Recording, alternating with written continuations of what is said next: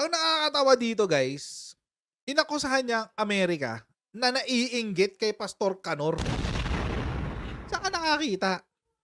What kind of ego do you need to have para sabihin mo na isang bansa na mas mayaman pa sa'yo, naiinggit sa'yo? So meron naman po ako talagang link sa SMNI at hindi ko naman po yan kinakaila.